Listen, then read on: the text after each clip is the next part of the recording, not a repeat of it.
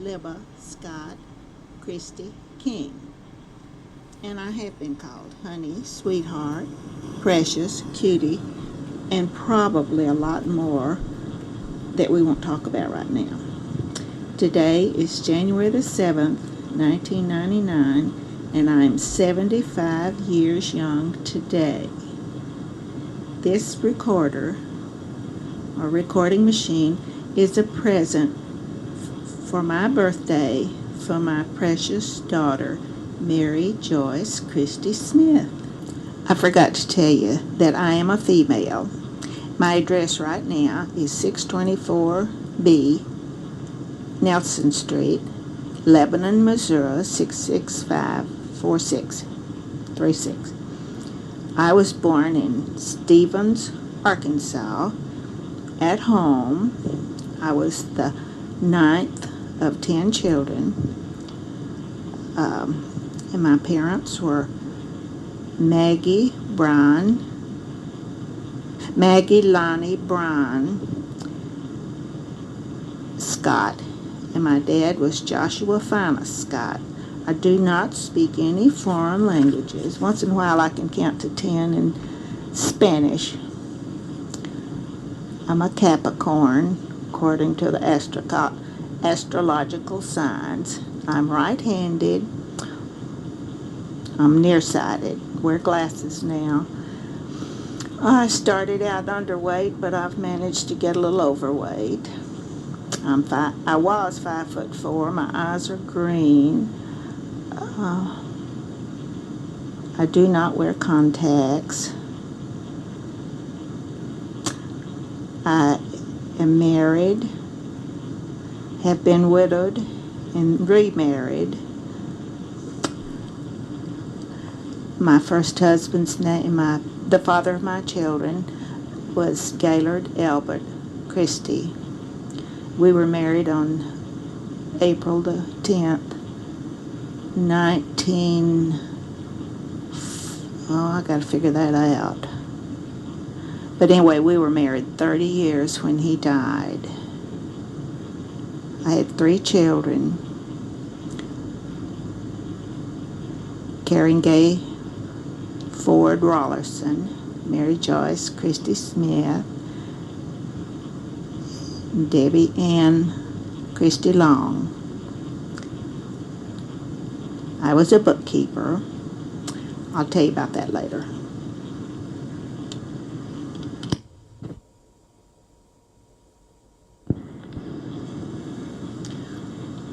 I'll make this a little bit plainer now.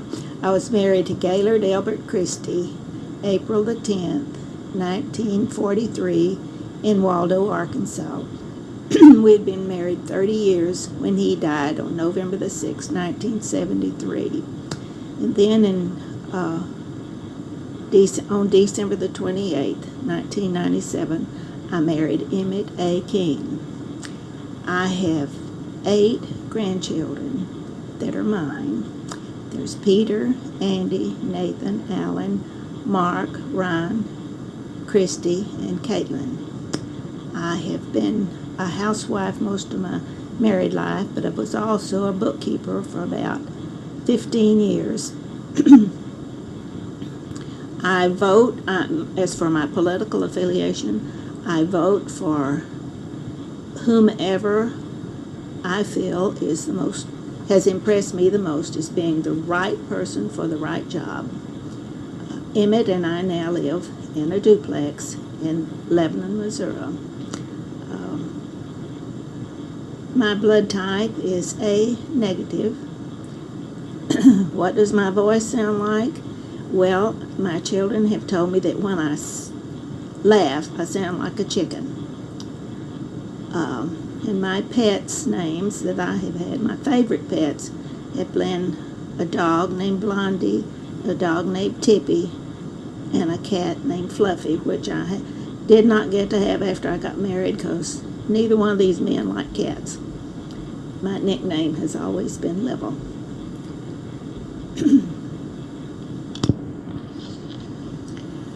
My mother's name was Maggie Lonnie Bryan, and my daddy's name was Joshua Finus Scott. all of us kids called them Mama and Papa. I think even the grandchildren have called him Mama and Papa. They were both born in the United States, and we moved a lot when I was a child. I'll tell you more about that later. I have 6 brothers, or had 6 brothers and 3 sisters, and their names were Edith Merle, she married a Thompson, and Earl Joshua, Addie Merle Norwood, Harold Dean Scott, Margaret, we call her Maggie B. She married a King, James Kenneth Scott, Lloyd Wilson Scott, Gerald Fina Scott, and then I was born the 9th, and then there's John Penn Scott. And I had, I don't know how many aunts and uncles, quite a few, but I had a favorite one, Uncle Lewis, and Aunt Vera were my favorites. They did not play a very important part in my growing up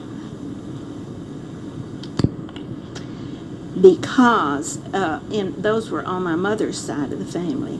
On my daddy's side, when we were kids, my dad was the youngest of 10 children, so most of his brothers, he had 2 sisters that were still living that I remember. One was Aunt Sella and the other was Aunt Annie. And Aunt Sella was just precious. We all loved her so much. Aunt Annie was okay, but she was a little bit gruff. We did get together with them quite a bit. And Papa didn't have any brothers that were living by the time I came along. But a lot of his nephews over the years would live with Mama and Papa. So most of my brothers and sisters got to know them real well, but by the time I came along, none of them were living with us. I guess because we had so many at home. But on my mother's side, the special aunt that I'll always remember was Aunt Vera. And she died just a few years ago. And I loved her dearly, and all the family did. And a lot of people say that I looked a lot like Aunt Vera, which I probably do. You're asking what was the religion in our family? Well, I think Papa was probably a Presbyterian, and Mama was a Baptist. And then when we lived in Texas, we all joined the Baptist church. I was baptized when I was about 10. I joined the Baptist church at a Methodist all-church revival in Pearsall, Texas. Then when I was about 13 years old, moved to Waldo, Arkansas, and we started to the Baptist church there. But Papa was not happy with the way they treated some of their members, so we went over to the Methodist church. We all joined the Baptist church, and we were very regular, always, all my life. I've been in a regular in Sunday school and church. Papa was the head of our family. He led us in all our prayers. And one thing I will tell you about Papa, when he prayed, he always knelt beside his bed at night. When he prayed at night, he always knelt beside his bed. And I think we all remember because when we lived in Waldo, in order to get to the bathroom, we had to go through Papa's room, Mom and Papa's room. So Papa, a lot of times we would go through and Papa would be kneeling by the bed praying. And also, when we were in Texas, Papa was a devout Christian. He sang in a choir, and he was, and they always called on him for prayer because everybody said he prayed the most beautiful prayers. And one little story I remember that Lloyd tells is we were having a particular hard time, I guess, back then because the crops were not good. We lived in Pearsall out on a farm, and he said he went down to the barn to take care of some of the animals, and he heard Papa up in the attic of the barn, or the loft of the barn, praying. And that was always a a special memory of his, and one that he passed on to us. And it has always been a special memory for me, because that's one thing I remember about Papa was his beautiful prayers. And he had a beautiful voice. He could sing. And he loved to talk politics with his friends. And he loved to argue a little bit, if he could find anyone that would argue with him about politics. Now, religion he wouldn't argue about. He just stated what he believed, and that was it. Papa was a millwright and a saw filer, and so we moved a lot when I was a child. And I didn't get to play with my cousins very much, because we didn't live around them very much. And I told you that we didn't go to my grandma Brown's very much after I was born, because I guess it was before I was born that my sister Addie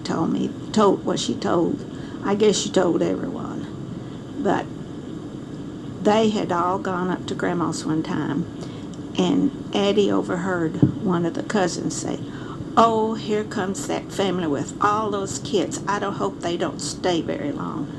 So when Addie told Mama that, we didn't go back anymore.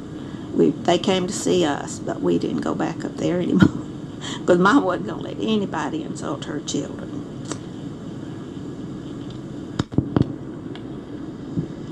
Mama was a very loving, caring mother. She did discipline us. I don't remember being spanked by Mama. I think one time Papa spanked me, and that was the last time he ever spanked me, because I really listened to him. And I did Mama too. She got on to me a lot, but I probably deserved all of it. But she was very loving with all her children, and she and Papa were they were not very demonstrative in their love for each other. They just kind of, I guess their loving was where we didn't watch them, and but they were very caring with each other, and you could tell that our family was full of love. When we see each other, we still do. We all hug each other and kiss each other, and that's one thing that's just been going on in my family forever. Then it asked if I was named. I think I was named for a cousin, Mary Elizabeth. I believe it was an Aunt Mary somewhere along the line that they named me. Oh, and Grandpa's and Papa's mother was named Mary, I believe, but or Elizabeth. I got one of those names from her, and yes, my family does have reunions, and we love that. We meet now in Hot Springs, Arkansas, and I love the reunions, because that's when I get to see most of my family. My daddy was he wasn't a fancy dresser, but I can guarantee you when he stepped out, he really did look nice, because he was tall and slender and good looking, and he liked to wear nice clothes, so he always looked real nice. Mama just usually looked real nice and clean, but she didn't wear fancy clothes. She was always, she never wore pants, always wore a dress, and she just kept herself looking so neat all the time, all around the house and everywhere. And she was a wonderful, wonderful mother. If I could be like her, I would be happy. And when Gay went home to meet my parents liked him immediately, and they got along really good together. I think they accepted him as my spouse's family member just right away. Of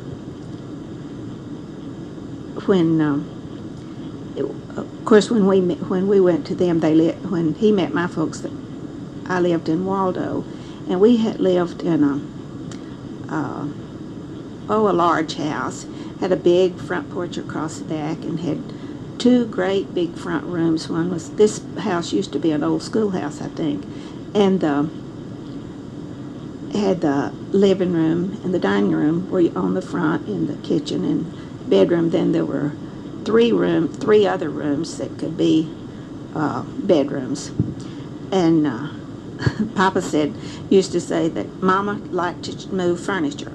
She liked to change her rooms around. And Papa said when he came home, he never knew where his bed was going to be, because Mama would change it.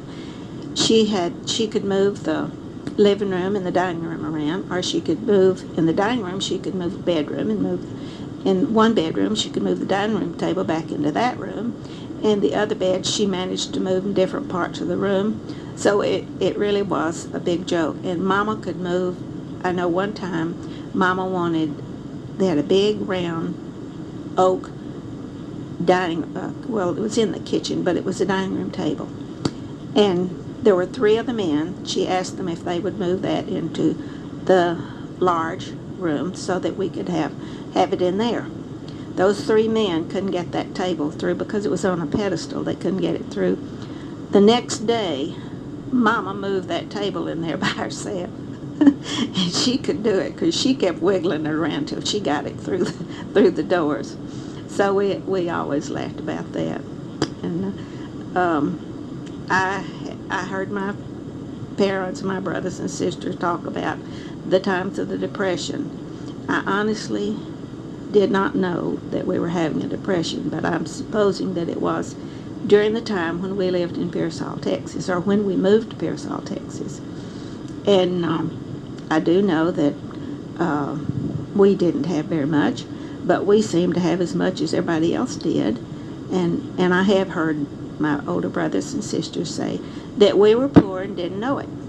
We really didn't. When we always had the best friends, the best kids in school seemed to be our friends. And I believe now that when I look back on it, I think that probably because I had 6 good-looking brothers and beautiful sisters, because everyone seemed to really think that they were all beautiful and good-looking. And I know my brothers were all good-looking. 2 of the girls were married when Addie and Edith were Edith was married before I was born, and Addie got married after I was born, but I don't ever remember her being at home all the time. And Maggie B was at home. She was my beautiful sister. And we had a lot of young men come to our house, and women too, and a lot of girls came after the boys because they were good looking. And I think that helped me a lot, because a lot of my friends were really good friends because of my brothers, and I know that. We became good friends, but I know we met because of my good-looking brothers. And I think that we were a very happy family. We had a lot of things that happened to us that in my time. First thing that happened to Jelly was he ran in behind the school bus, and a car hit him and broke his ankle, I guess. And Penny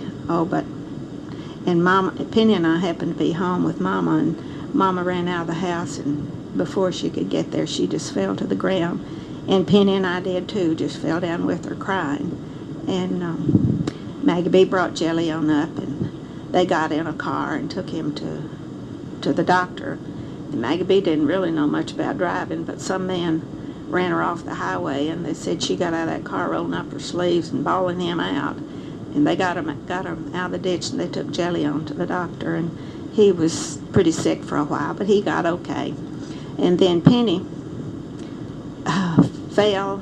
He was playing ball, and he had one of those bean shooters hanging around his neck, and he slid into first base, and some boy came along and caught the ball and stepped on that. I guess Penny went in head first, and he stepped on that thing, and the bean shooter came loose and hit Penny and cut his eye and cut his lip. And there was for months that we didn't know whether Penny was going to be able to see or not. They had to take him from Pearsall to San Antonio to an eye specialist, and it was just months, and finally one night the bandage came off of Penny's eye, and Mama ran in, and Penny said, "Mama, I see you." And so it was a glorious day when we found out Penny could see. And the worst thing that happened to me was Kenneth was helping me down. We were playing hide and go seek, cops and robbers or something, and Kenneth helped me down off of Papa's workbench and cut my leg on a crosscut saw. I still have a huge scar, but they did not even take me to the doctor. They just kind of put some stuff on it and taped it back up, and I got along fine.